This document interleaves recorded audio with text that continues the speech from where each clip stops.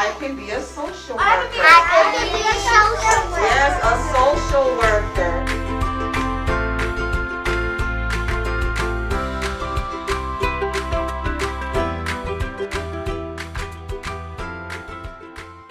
Hi everyone, my name is Martinique Brown and I am the owner and founder of Today I Want to Be.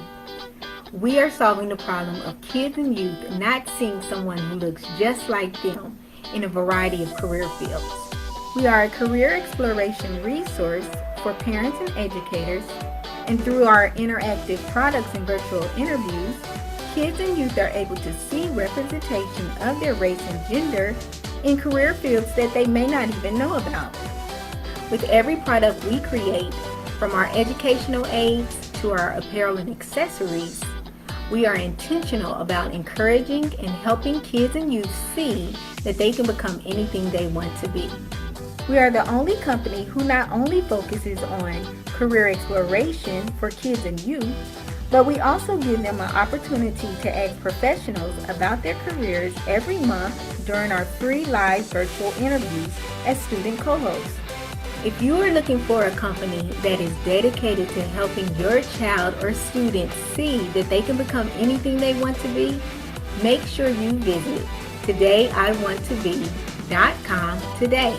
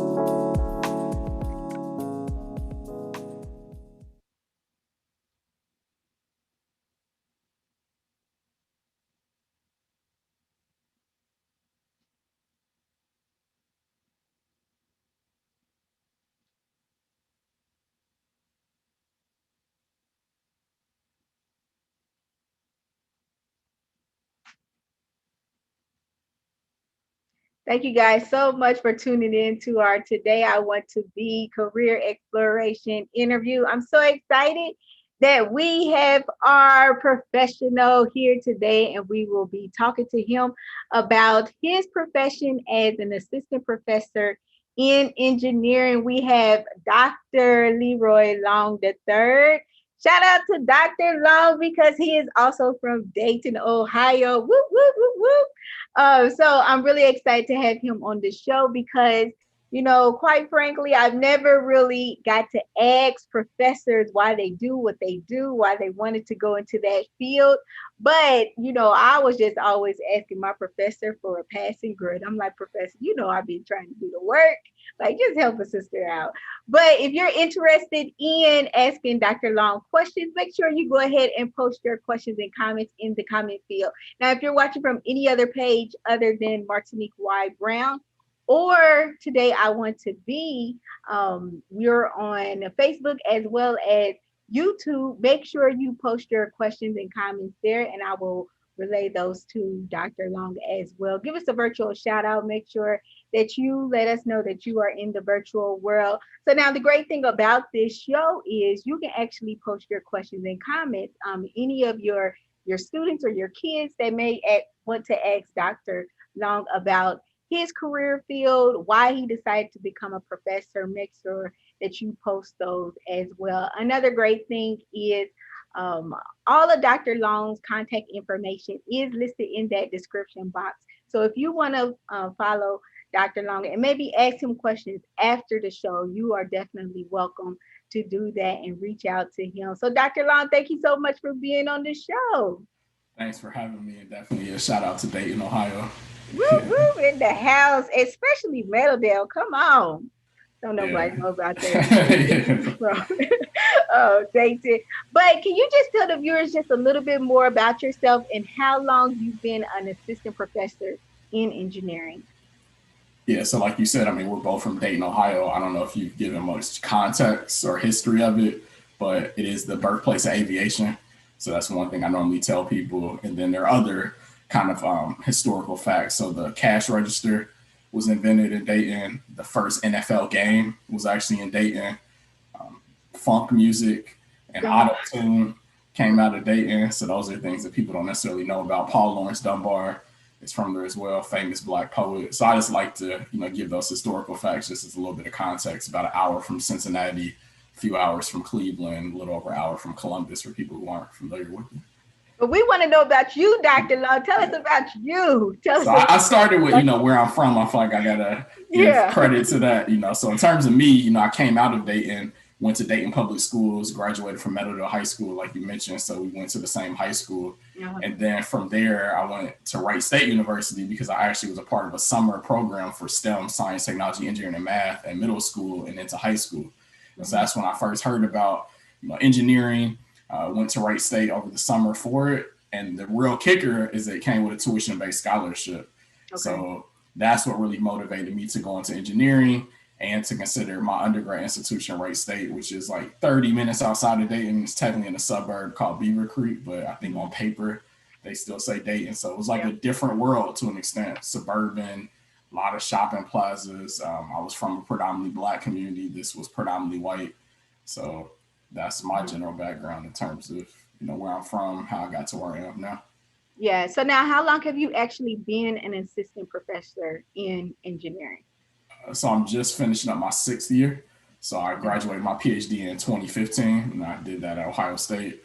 I also got a master's degree at Ohio State. So my PhD was in STEM education with a focus on engineering education. My master's is in mechanical engineering. So when I finished those, I was one of the lucky ones. So a lot of people who get PhDs, and about 3% of the population has a PhD. A lot of people who get them, they still don't get the position that I'm in now, which is a tenure track position. I actually was fortunate enough to just be awarded tenure. So I'll be switching from an assistant professor to associate professor in the fall. But okay, congratulations on what's the difference between that? So when you start off as a professor, there are tenure track and non-tenure track roles. And so tenure track, you typically do research, is research focused, and the university is making really a lifelong commitment to you. So if you get tenure, it's considered one of the most secure jobs in the country. It allows people to be more bold in terms of the research they want to pursue, the things they say publicly, and they call it academic freedom. So it's protected. So if I want to focus on, like I do currently, like issues with racism or with discrimination or lack of representation of Black people in engineering, I can do that and feel safe that I'm not going to get fired as a result of me saying it or critiquing it. So that is those are the two main tracks. And then if you're on tenure track like I was, and now I've earned tenure, then when you switch from assistant to associate, One, that freedom sets in because when you're just on the tenure track assistant professor, it's technically like a 6-year contract. And then if you show excellence in teaching, research, and service, then you get tenure. And at that point, I believe, because it hasn't happened for me yet, I've been told your service is going to kick up a little bit. You're expected to maintain high level research and teaching. And then that freedom kicks in terms of doing research and things of that sort. So that should, alleviate some of the, I think, stress and pressure of trying to prove yourself and to get that secure status. But it may not transfer to other institutions. That's one other thing I'll say for people who are interested. So you have it at your institution, but it's possible you will not be able to transfer it. The other institution will have to accept and grant you tenure there as well. Okay. So, man, so that's kind of crazy. If you was to go to another school to teach at, then you may lose. I guess that's kind of like how they can also encourage you to stay at that school because you can lose it if you go to a different school as well. Now, I know that you actually mentioned STEM in the beginning. Well, did you learn more about that during your high school years or your middle school years? So looking back on it, it probably started even in elementary school. I just didn't know what it was. Okay. So, I was taking math and science courses. I was participating in the science fair. I liked other things that I know now help you in STEM. So I liked video games. I like sports. I like Legos. I like puzzles. Just a lot of building type of things, problem solving, technology, computers. So I was doing it, but it was when I got introduced to that STEM program that I was like, oh, this is what engineering is. And these hobbies or interests that I had in and out of school connect with engineering. And ironically, my mother has a background in computer science. So she programmed things on the computer, but I didn't really know much of what she did. I don't know how it is in your family, but I know for me and some other Black people I know, unfortunately, due to some of the racism and things we've experienced in our jobs, being around family is a stress reliever. So we just come and have fun, talk about who we are as whole people. We don't necessarily talk about our jobs and professions. So I didn't know a lot about what she did. And that summer program is when it really introduced me to engineering and STEM. And I was like, oh, I was already kind of doing some of this. Now I'm going to be more intentional about it with the limited courses that are available to me.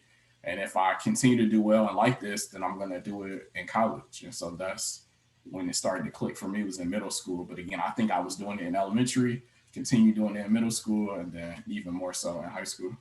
Okay, so you're saying that when you were still in middle school and then the summer came and when you went back to school after summer, you was going to be in middle school again. But during that summer break, then that's when you did that STEM program?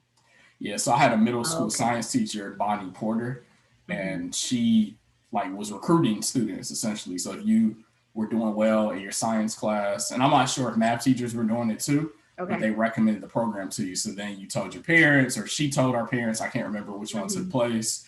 And they said, we got to go there for 4 to 6 weeks. Oh, wow. All paid for, get free meals. We get to do these fun activities. We're going on a college campus. So, it was pretty fun for a lot of us. And you met people from all over the city. It wasn't just students from your school, it was students from all over Dayton public schools. And so that was pretty cool. I still know and interact with some of them to this day. So I think it's really helpful. Yeah, so that's when you were really introduced to, okay, I could possibly have a career in this. How did you still keep that same motivation and passion for it when you went into high school? Because I know we're introduced to other things, did you continue every summer maybe to go to a STEM program? So that one was actually 4 years. So if you started in the beginning, which was the summer before 8th grade, it was 4 years, and it ended the summer before 11th grade. Okay. So I did all 4, but there were some students who came in later. So if a student dropped out or moved away or something happened, then their slot would open up. And so, for instance, one of my close friends, who's a math professor, ironically, he joined the second year. So he only did 3 years in it. But again, it was open to 4 years total for us, and I went all 4 years. Okay. But I wouldn't say I took myself as serious. I was always a high achiever in the classroom. I always had big dreams and things of that sort. But I don't think I was career planning. I was just enjoying being a kid. So I I still was playing sports then. I was playing baseball. I was bowling. I stopped playing basketball. I stopped running track. And then me and my friends outside of school, we just played sports. We played video games. Again, I still did things with like puzzles, Legos, and other toys around the house. But it wasn't like because I didn't have a cell phone then. I wasn't on my phone Googling careers, trying to figure it out. I just tried to figure out what I enjoyed, tried to do well in school, and just enjoy my childhood. So that's one point of advice I would give to kids. Like, don't try to grow up too fast. Don't try to figure out everything too soon. You really just want to try as many different hobbies as you can, try as many different classes you can, do well in those classes, and just enjoy childhood. And I think it'll start to take care of itself to an extent, Yeah. So now when you went to Wright State, Wright State University, what was your major there? It was mechanical engineering. So at first it was computer engineering because I didn't know much about a lot of the different majors. I mean, we had at the time, I had a cell phone by the time I went to college, but Google wasn't a big deal. So you're still looking at like brochures or magazines, or there might have been like an individual website for different things. And so I started to look, and because my mother was good at computers, I'm like, well, hey, the gene pool, it might have hit me too. And I liked computers. So I thought, well, let me try computer engineering, but I didn't like programming. Ironically, I ended up using it later, but I didn't like it enough to do as a major. So then I looked again, and I knew that mechanical engineering dealt with like being creative and drawing on the computer and by hand and designing things. And so because I could draw. Go ahead. Since that's what made me choose mechanical engineering instead. Now, exactly what is mechanical engineering? So mechanical engineering is the most popular engineering major still across the US. So it is the most popular. It is more diverse than others. So there will be more Black people, but it isn't doing as well in terms of women. But what mechanical engineers are responsible for will be transportation. So like cars, planes. And then they're also responsible for like heating and air conditioning. They will be responsible for like the outside construction of maybe a phone and things of that sort. So any mechanical devices that move, that have gears, that have like a hard physical structure, mechanical engineers could be a part of it. Some of them just design things and then other people build it or create it. But the major industries I would say would still be like automotive, aviation, heating and air conditioning. And then there are some who are in other kind of fields where you're still building structures or devices that move. So now let's talk about that a little bit. So would a mechanical engineer work for Ford, or would a mechanical engineer work for a third party company? And then if Ford says, okay, well, Dr. Long, we want you to build X, Y, and Z type of car, then you build it with that other company, or are you working at Ford? So you could do either one. It just depends on the company. So if you're with the third party, normally they're considered a contractor. Okay. So like Ford has contractors, and so they don't do everything. And I don't want to misspeak, but let's just say hypothetically, Ford doesn't make their own tires, right? And Ford doesn't make part of the dashboard inside of the car, and Ford doesn't make their own seats. So you can be in a company that makes the tires, and makes the seats, and makes the dashboard, and supplies them to Ford, or you could be there helping them assemble it all together through the process. So ironically, I did co-op at Toyota, and a co-op is like a rotational job. So normally that's reoccurring, where internship may be just one summer. So it started as an internship, but then it became a co-op because I kept going back. And this was actually in Georgetown, Kentucky. If you ever have a chance to go there, it's one of the largest automotive plants still. To this day, they provide tours and things like that. But I was in the paint department. So many people don't know, but the paint department and process is actually the longest because, we're so concerned with aesthetics and the looks of things, when it comes to fashion, cars, houses. So that is the longest process. That's part of it. The other reason is it actually protects the vehicle. So the metal and all of that would corrode if it weren't for the paint process. So it actually protects it from rain, weather elements, and things of that sort. So you were able to use your education for that department that deals with the painting as well? Yeah, so I actually was a part of this organization called Inroads, all capital letters, INROADS, and they help place minoritized students in industry.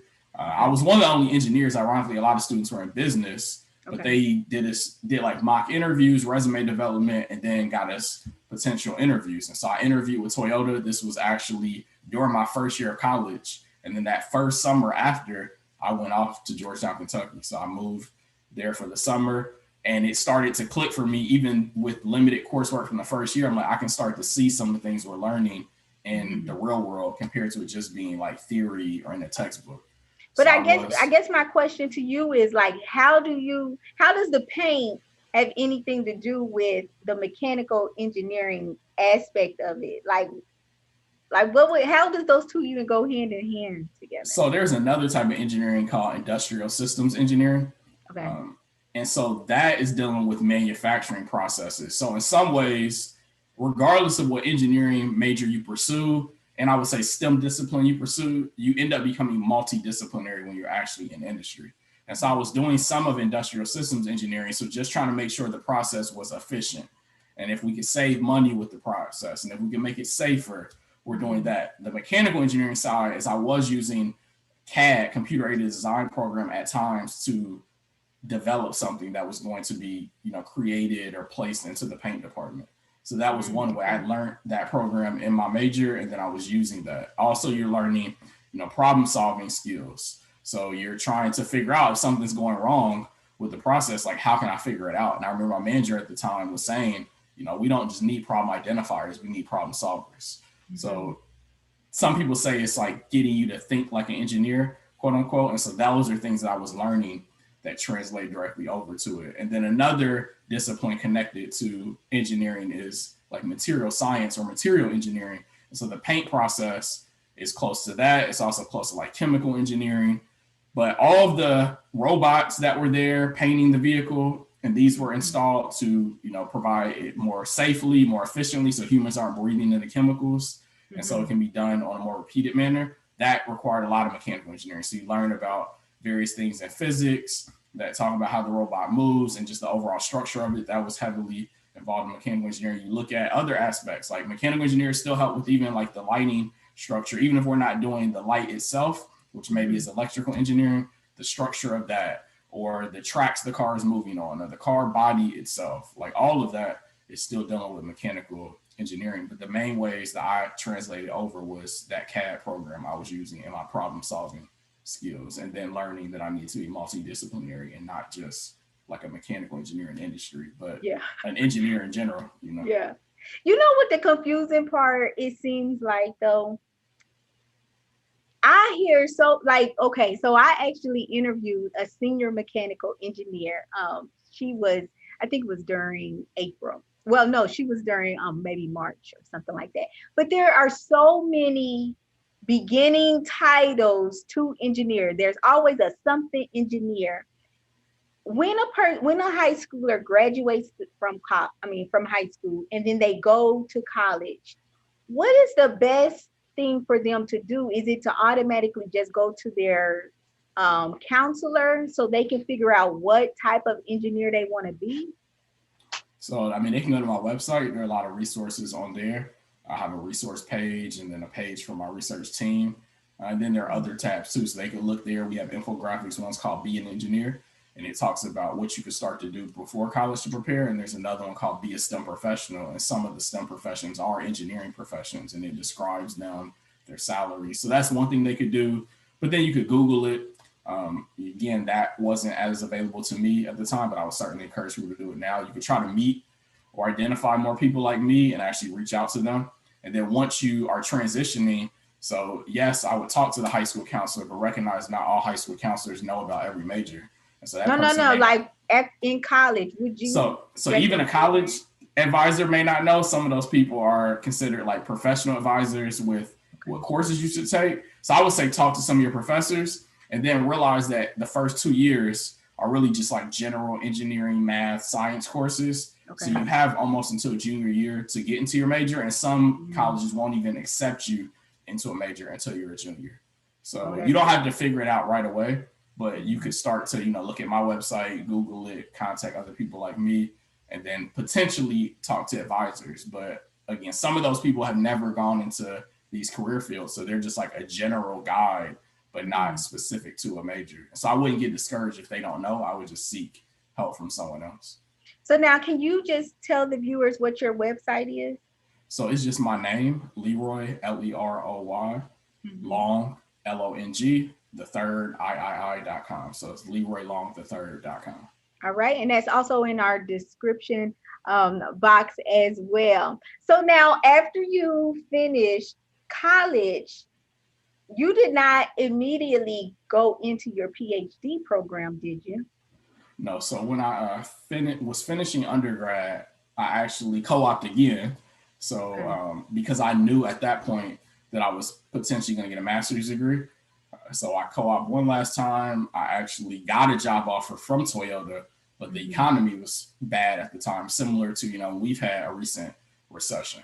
And so although I had this offer from this good company, I just felt like being young and black, if something went wrong, they could just let me go. They didn't have a history of doing that, but I didn't want to be, that first person. And so luckily I had a mentor. He was an African male who was our assistant dean, and he had an engineering background. So he was the first black person I met at that level of engineering. And then there was a guy who also started that summer program, Dr. Clark Beck, who was also a black man, African-American engineer. And then Dr. Ruby Mwasha is the African I mentioned. But he was guiding me. He was telling me just apply to graduate school as a backup. And I did that like around junior, senior year. So at first I thought I was going to go into industry, but then when the economy got bad, I didn't feel comfortable doing so. I had applied to several places. Ohio State was one place I applied to. They accepted me. They said I would have a teaching position, which would pay my tuition. So I got the tuition-based scholarship to undergrad, and then they're telling me they're going to pay for my master's. So I'm like, why not do this if they're going to give me a higher degree? Then if I go back in industry now, I have higher credentials, and if something happens, I'm less likely to be let go. So I got the master's degree, not thinking I would ever get a PhD. And it just happened to me when I was getting my master's again in mechanical engineering. I took a class called College Teaching and Engineering. And I was like, oh, a PhD in engineering education would combine my love for engineering. I fell in love with teaching when I started doing that in my master's program, and psychology, because I like the way people think and behave. And so I took a chance. They were talking about there was funding for it as well, and so I'm like, well, I can get another degree, have it paid for. And that's when I started to think about potentially starting a STEM school or doing something I thought would have greater impact than just working a 9-to-5 industry. I kind of got bored with it over time. I was really successful, but I just felt I was going to burn out soon. I was like already seeing myself climbing up the ladder, but I was like, is there anything else besides making more money, having more responsibility for this big company? I just personally felt like I could have made a bigger impact. And I will just say, I feel like God blessed me by being able to work for car companies. I really loved cars even more back then. And an automobile is something that you can see. Hold on, doctor. So the volume went out. Can you hear me? Yes, I can hear you. Can you hear me still? Okay, I can hear you. All right. Okay. So you were saying that, you feel that God really just blessed you with that opportunity to work at the car company because you did enjoy, cars and things like that. But what question that I have for you is, I know that you mentioned that you felt that you'll get burnt out with that, typical 9-to-5 job. Do you feel like was it just that co-op that gave you that experience, or were there any time, and I think you call it the industry, was there any time when you actually worked in the industry? So, what I was doing there was what a junior engineer would have done. So I have, a couple 1 to 2 years of real world experience based on that position. And they challenge you, so it's not like they have you in there just wasting time getting coffee for people or running errands. You're doing real engineering projects, and some of the things I did, I'm sure they're still in place to this day. One, we're installing multi-million-dollar robots, for the painting process of the wheel well. So I got that experience then, but I also had worked, in high school, my first job.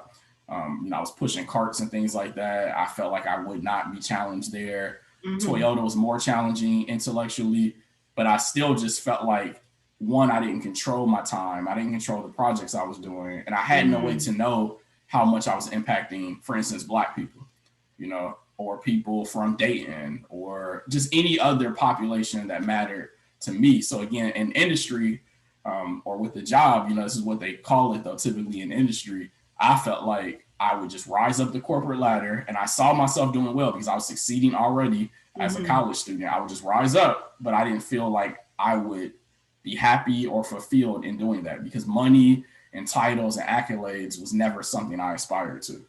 That was not what drove me. It was impact. It was just being happy. I realized then I liked, autonomy and freedom, so I wanted things like that. And I started to learn that faculty members had more of that opportunity than someone who would just work a 9-to-5 as an engineering industry. Now, I'm not trying to discourage anyone or speak poorly on anyone who does it. It just wasn't for me. And so the more I learned about myself, I realized it wasn't a good match for me. The first couple of years I did it, I loved it. I was like, sign me up. When can I hurry and graduate and do this full time? But the longer it went on, it became the same type of thing for me. I was succeeding too easily in some ways. And I don't say that from an arrogant standpoint, but it just didn't challenge me on the level that academia did, or working in a college setting. Academia is what they call college or universities. So now when you do the co-op, are you still in college taking classes? Some people do it simultaneously. I did it in the summer or during our winter break. So I did not do it at the same time I was taking classes, except for I think one summer, and I could be missing some other time. I took online classes.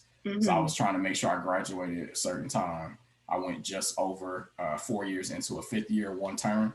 And so I wanted to graduate then. I didn't want to go a full year of a 5th year. And so I took those summer classes to make sure. But otherwise, I was just, working. So now I know that you actually mentioned that mechanical, there's more minorities and Blacks in mechanical engineering. Why is that, you think? I think because of our history. I don't know how many of your students know this, but a lot of Black people moved from the South to the North a couple of generations ago. And part of that was due to manufacturing. The automobile was one area. And I think a lot of us had experience there. So, doing things with cars, fixing things. And so I think the next generation who had opportunity for education, because some of our grandparents were denied access to these institutions, So Georgia Tech's one of the top engineering school, but there's a guy who was one of the freedom fighters who was denied access to Georgia Tech. In my institution, there was someone who's the first astronaut candidate, Black male, who was denied admission in the past. So once we got to go to college, I think our parents and grandparents had that experience working in manufacturing settings. And then we saw the people who were able to go to college, like, oh, well, what you've been exposed to at home or the skill set maybe some of our family members have, it translates well into mechanical engineering. I think that's one reason. Now, outside of the Black community, I think it's just because it's a broad field that you can do almost anything with. Almost every single engineering device, some component of it would have something to do with mechanical engineering. So it's very diverse. There's even a joke that we're considered the jack of all trades and the master of none. So we're the most well-rounded. We have to take classes in other engineering fields. So I think that's why, there are a lot of people there, but specifically Black people, I think it's our history in the manufacturing setting that may have pushed more of us there or made us more comfortable going in that area. That makes sense. So now I know that, we did just talk about how there are a lot of minorities in mechanical engineer, but were there ever times that, that you felt a little discouraged because it isn't more minorities, Black males or Black women who are engineers?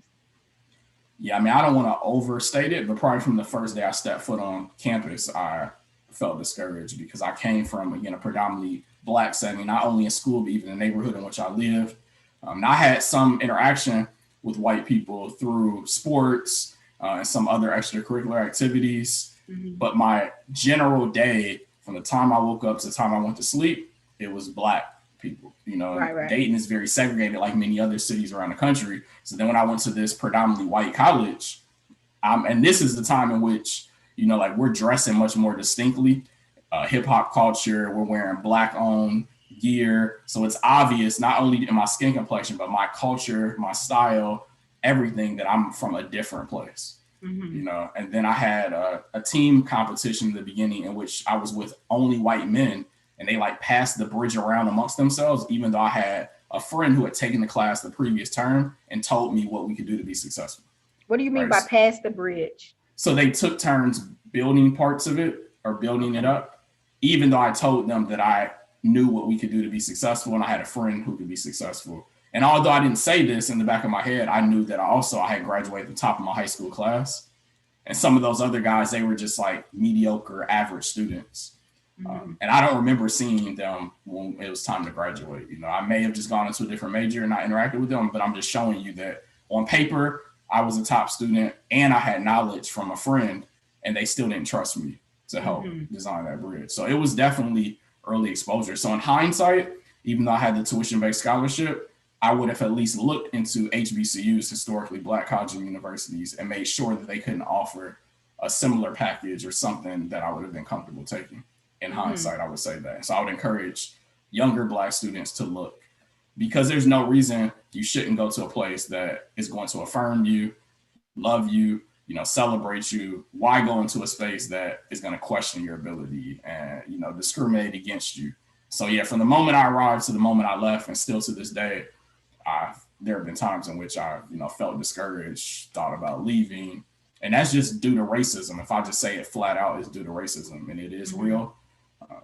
I wouldn't say that should be something that stops you from pursuing your dreams, but you can be strategic in maybe how you navigate it and where you go, who you surround yourself with. And then one other point of advice is I would really encourage my younger self to think more about entrepreneurship and younger kids as well. You don't have to work for Toyota, you know, you don't have to work for Ford, you don't have to work for Boeing, you don't have to work for any of these engineering companies. You could start something of your own, you know, or you could do both. You could work for them and you have more job security because you know outside of it, you're bringing in money through your own company. Right. And so if something happens, you could leave or walk away because you have your own source of income as well. What kept you motivated though, since, you know, you really weren't surrounded by individuals that look like you, especially, you know, in those beginning, you know, years in college? Yeah, so I was recently interviewed by my university, so there's an article I can share, or you can share with people if they want to look more into it. But I talk about that mentor, Dr. Ruby Mwasha, the person who started my program, Dr. Clark Beck.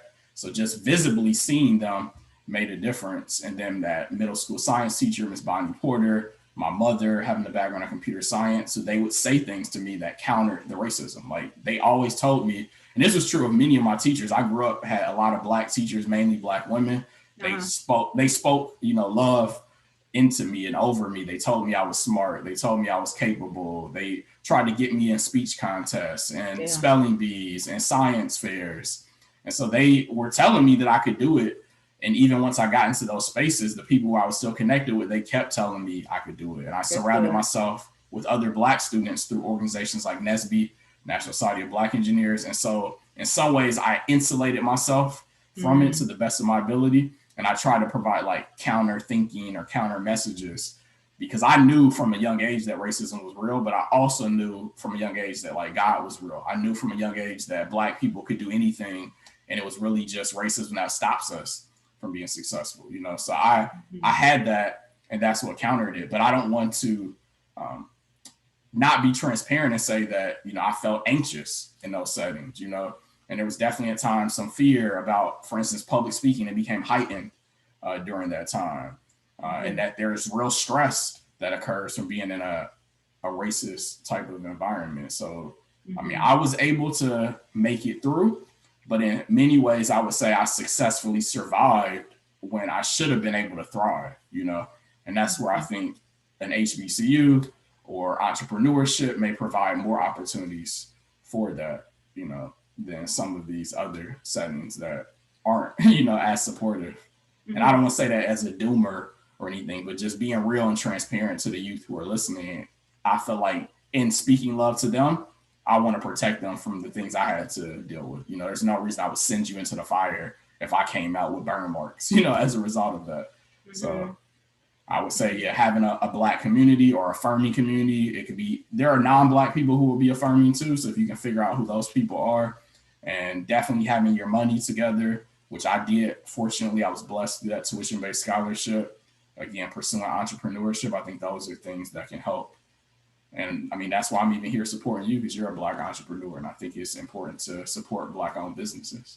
Definitely, definitely. So now, did you feel just that added pressure to succeed academically because you are a Black male?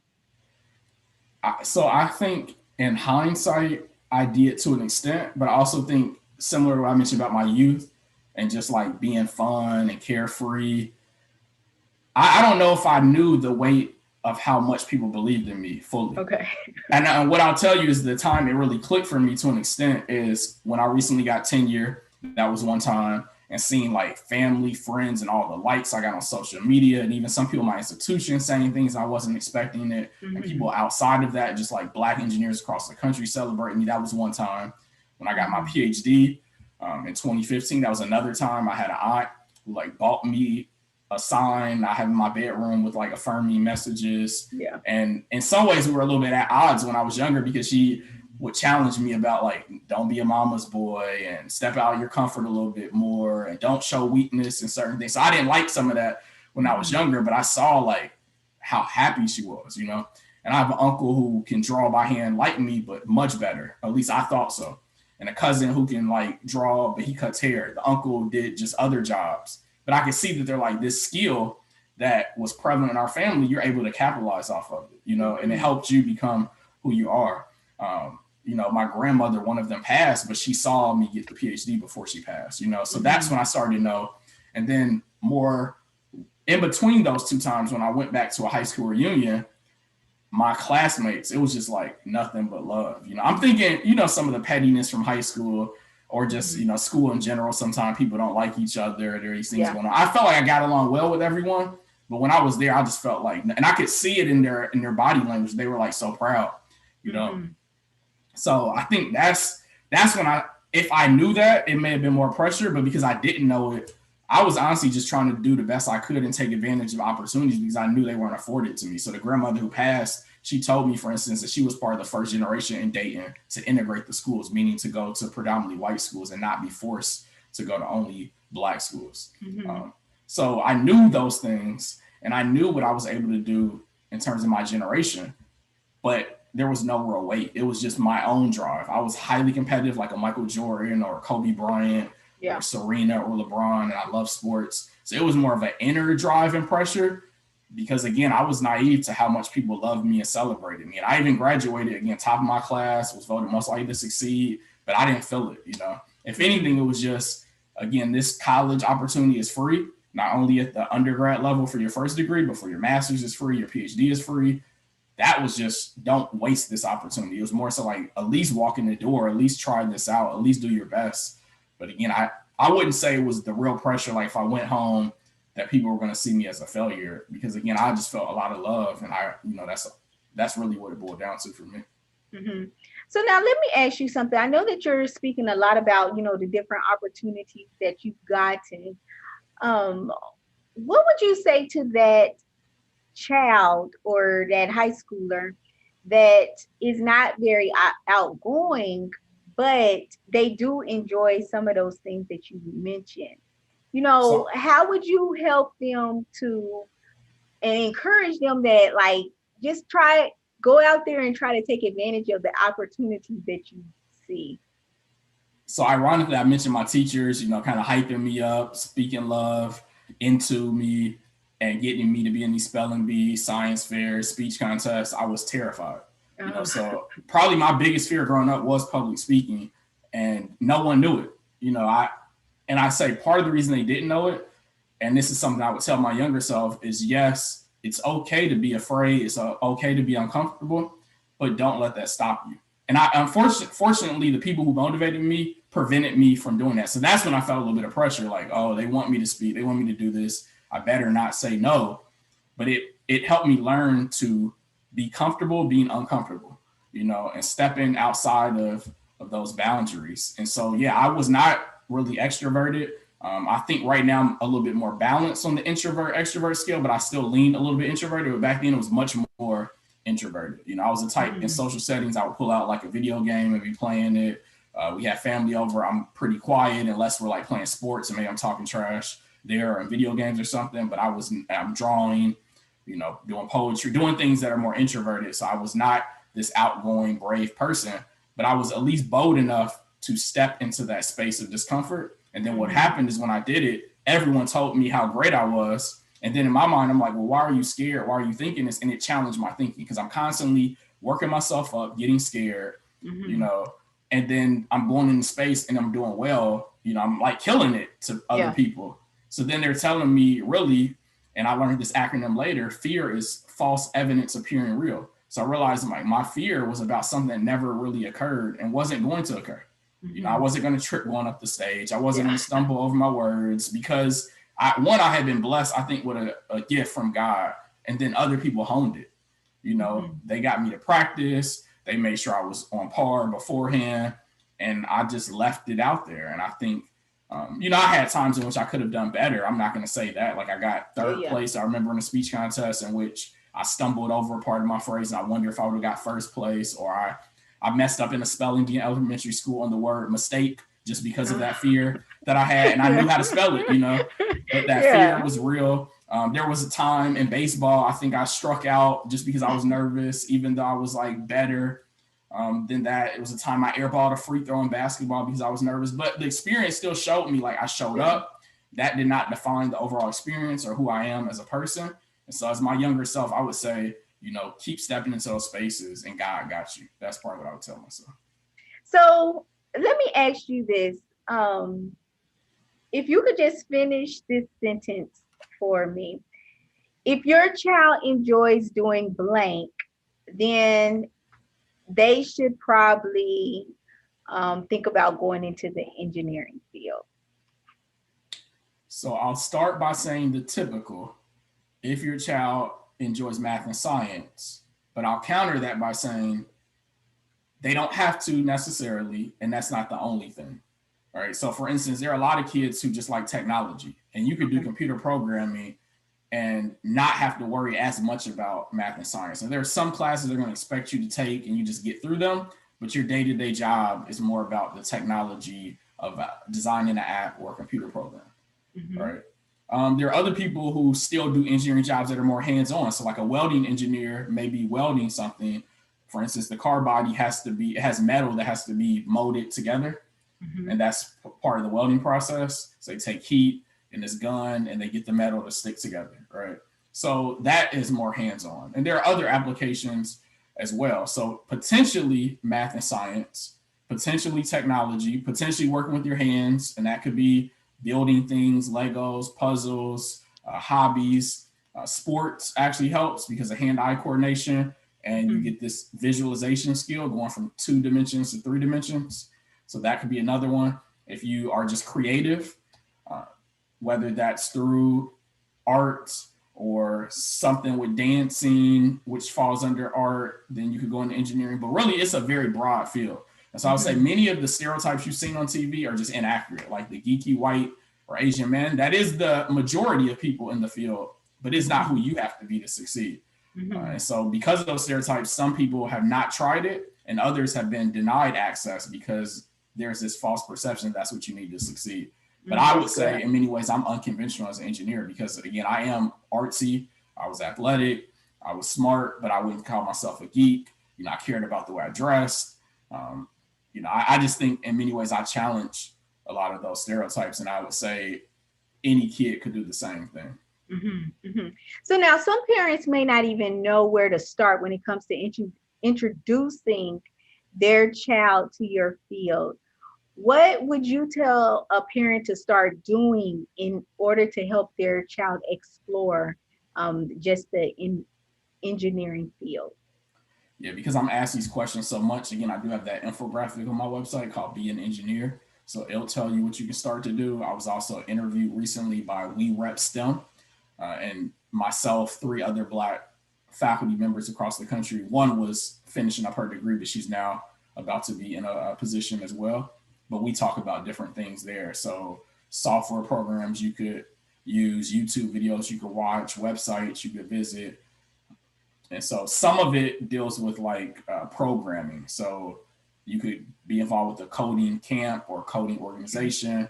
Other things deal with CAD, computer aided design that I mentioned. So that's going to be an expectation in many introductory engineering programs when you get to college. you would want to do some things with like math and science to make sure at least whatever the basic requirements are, you could surpass them.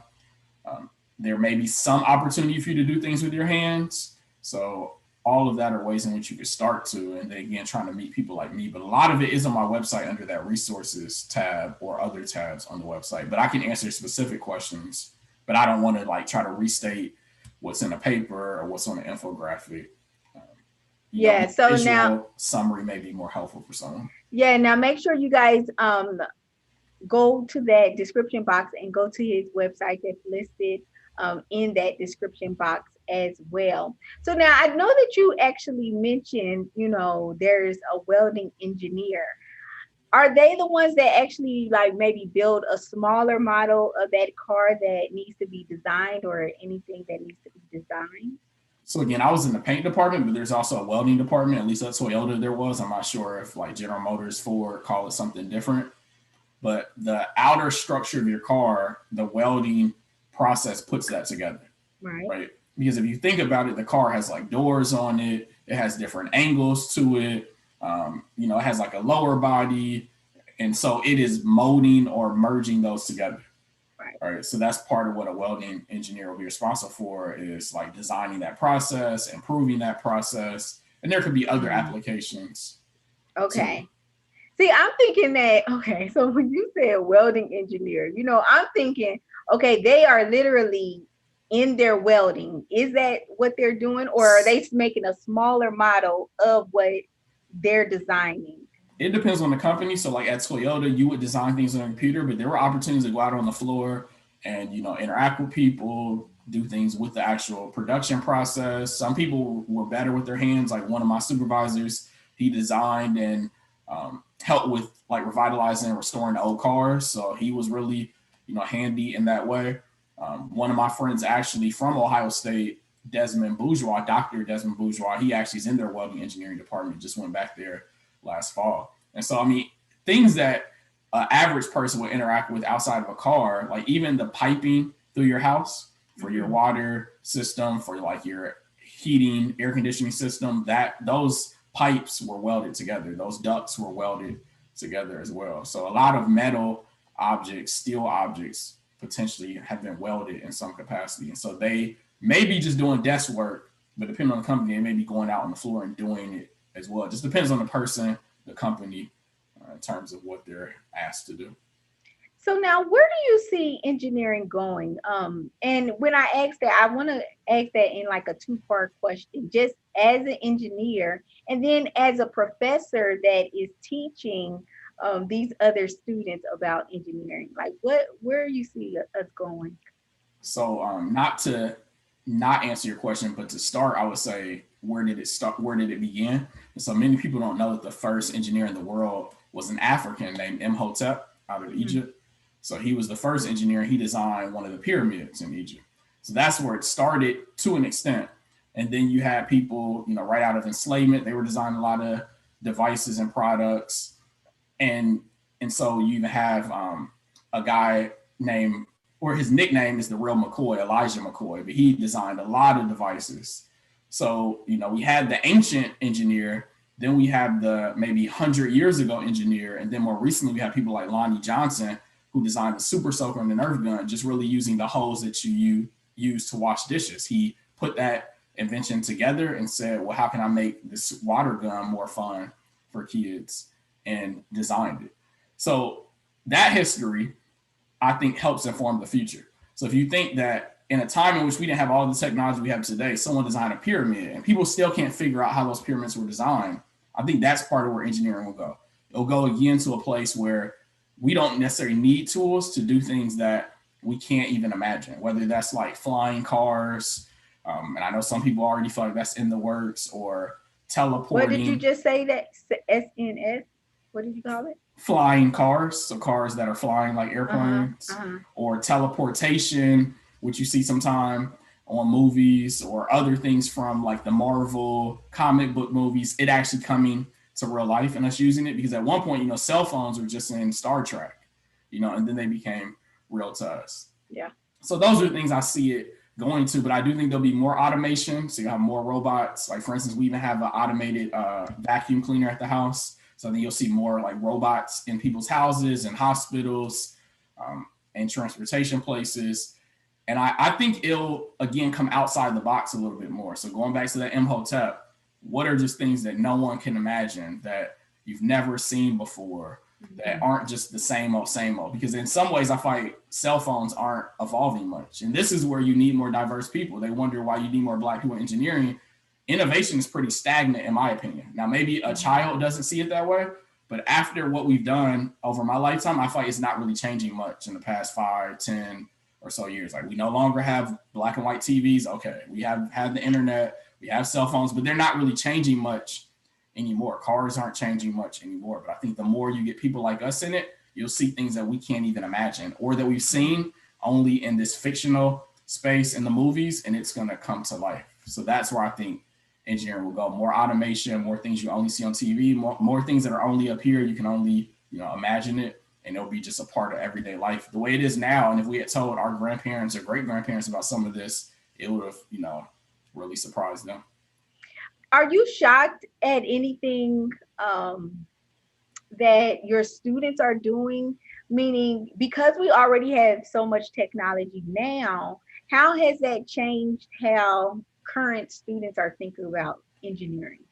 So one really positive thing I've seen with current students, and I didn't see it with my classmates when I was in school, I've seen more of them, or at least the ones I interact with. Maybe I'm blessed to interact with ones who are more caring and considerate, but there's this increased passion, empathy, humanity coming out of engineering. Mm-hmm. So I talked about like these positives, but there are negatives to engineering. So, my ancestors were enslaved, and those ships that brought them over here, engineers created those ships. Mm-hmm. Or some of these companies, they actually have factories that pollute certain sides of town. So that's a negative, right, of engineering. Or that they just only provide high-paying jobs to people who don't look like us. So these are negatives, where the students I'm interacting with now, they see those things and they want like clean cars and clean air and more representation in all of these fields. And they want responsible automation, right? So they want automation or robots that help us, but not just replace us. Because there are opportunities in which you could just eliminate jobs for people just because, or it saves $1 or $2, but it's gonna have very negative impacts on society, So I think the students I interact with, they care more about those things. They have a heart for what I would call like social justice issues. And so that's a positive, I think, of where engineering can go and what I see of current youth and students. 2020, what we saw, unfortunately, with George Floyd's death or murder, I think sparked something in people. And then there were individuals who already were seeing that occur with some of the things in, our political environment and just other things that were going on with Black Lives Matter. So that's a positive, is I think we'll move away, hopefully, from polluting people, excluding people, using engineering just as for militarism and killing people, to using engineering to help, to affirm, to make our lives truly easier without just replacing us. Yeah, that's good. That's good. So now, one thing that we automatically think when we hear professor, we automatically think about, you just being in the classroom and teaching. You did mention to us the research and service part of it. What does those two things look like? Talk to us a little bit about what does your day-to-day like research look like? If I can just say one thing about teaching really quick, now I'll switch to research and service. Compared to a teacher you would have in elementary, middle, or high school, a college teacher has more control over what they teach. They may have more ability to design the curriculum or the information you learn. And so that's a big difference in terms of how I go about teaching compared to those teachers. Those teachers receive regulations from the state, right? And they just have to teach to an exam, right? There's much more being controlled in terms of what they teach, how they teach, where we get more say-so over it. So that's one thing in teaching I just want to say. In terms of research, because I have moved to research more so involving people and what they would call social science, so like how we interact, how we learn, how we behave. I do things like what you're doing now. So I interview people. I do surveys and get feedback from people. In the past, when I was still doing what would be considered more traditional engineering, like for my master's project, I did experiments in which people wore certain equipment so I could see why they walked or ran. And we found out they did that to conserve energy. So everything our bodies do is very intentional, even if it's subconscious. You know, like your body is choosing to sit a certain way because it, you know, is easier on your bones or your ligaments, and the same was true there. So in terms of research, again, it is similar to what you see now. I'm interviewing people, I'm collecting survey data from people, and then I actually have to analyze whatever I'm doing. So if it were this interview, I would send it off either to an automated service or I'll have someone transcribe it. So they would type out everything we said. And then I would go through what we said and I would try to analyze it and relate it to what we already know from previous things people have done, or I would try to find gaps in it. So maybe I would say, you know, you've never interviewed an assistant professor in engineering who was a Black man. Wow, what do people know now that they never knew before? You know, or maybe specific to Dayton, maybe you and I have never met anyone who's come out of Dayton and became a professor, you know, and so now we can go to Dayton and show them, like, regardless of what school you go to, here's someone who you can aspire to be like. And then we would try to give it to people. So I present it in the form of infographics because those are colorful, creative, quick to read. I have to do presentations at conferences. So I'm blessed to be able to travel across the country. Some people travel across the world to do that. So I'm almost getting like free work trips and vacations combined to an extent. I get to write papers that are published. And so those are published by big venues. And sometimes we get paid to speak. So I can get paid to speak at a university. I can get paid to speak somewhere. So then we can actually add to our salary, our base salary. So similar to teachers at elementary, middle, and high school, we are on 9-month contracts, but then research. And if I taught over the summer, it could supplement my salary. So I can make even more by getting a research grant, doing a project with you. Like you could give me a contract, I do research with you or some other organization. So that's the research piece, the best I can describe. But you can look at my website. I have a research tab. It'll show you more about what I've done there in the areas of engineering, arts, and sports. You can certainly look into it. And then in terms of service, a lot of it has been similar to what we're doing now, but me being able to see students. So whether that's me like motivationally speaking to them, doing like a testimonial. There are times we've done hands-on projects to try to get them engaged and involved. There are times in the past, I haven't done it recently, where I was like tutoring or helping in that capacity. You know, whatever really the school needs, you know, we try to figure out what's the need and provide it. If it's a role model, if it's a physical resource, you know, trying to meet those needs. And then as much as possible, making it fun for youth so that they'll see engineering as something that's fun, something that aligns with their interests and hobbies. That's the best way I can describe what I do briefly in terms of teaching, research, and service. That's good. That's good. So now your boss is the dean. Is that how it's structured? So the dean is 2 spots ahead of me. So 1 spot ahead of me is the department chair. Okay. So you teach within a department, and then that department is part of a college, at least at my institution. Some of them may have a slightly different label. But I teach in a department, so that's engineering fundamentals. So those are mainly your first and second year engineering courses that we're responsible for. And then students go into their specific majors, which are part of the overall college. So a student will start in my department, take introductory engineering courses, then they may go into mechanical engineering. So they go in the mechanical engineering department. And so my department chair or supervisor reports to the dean, who oversees all of the departments. So the dean will oversee mechanical engineering, and industrial systems engineering, and computer engineering, and welding engineering. All of those will be under the dean. And then above the dean, people don't know this, so I'll just say it quickly, is a provost who's over like all academics, typically at the university. And then above the provost is the president.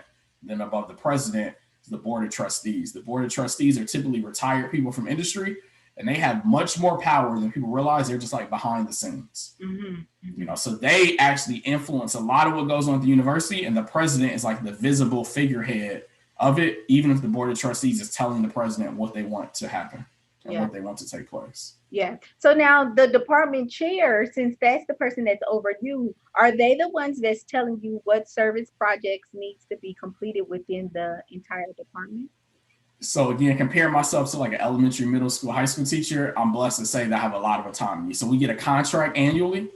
And what the contract said early on is you need to be, you know, present in your office when you have office hours. So when students can come in and ask questions, you need to be present when you have to teach classes. You need to be present for meetings. And there may be other stipulations to what your supervisor or department chair would ask you to do. But outside of that, as long as I'm showing excellence or trying to become excellent in teaching, research, and service, I get to choose what I want to do. Gotcha. So there are times in which, let's say we had students coming to campus for a visit and I could be asked to show up there. Or I was asked to be our advisor on campus for NSBE, National Society of Black Engineers, our chapter. I was asked to be the advisor for it. Mm-hmm. But otherwise, if I'm like going to elementary schools or middle schools or high schools, or if I were partnering with you, I get to just choose that. And then I have an annual evaluation in which I document everything I've done over the year. Okay. And I get rated as like, above, meets, or below. Okay. Okay, that makes sense. So now, why did you want to be a part of the Today I Want to Be products? So I remember if you're comfortable with me sharing this, you posted in a group me with young Dayton professionals. Okay. So I saw you were from Dayton. I didn't know anything about you, but I saw you were a Black business owner. I do care about, inspiring, motivating youth. That's something I feel called to do. Mm-hmm. And so it aligned with my calling. Again, I mentioned earlier, I like to support Black-owned businesses.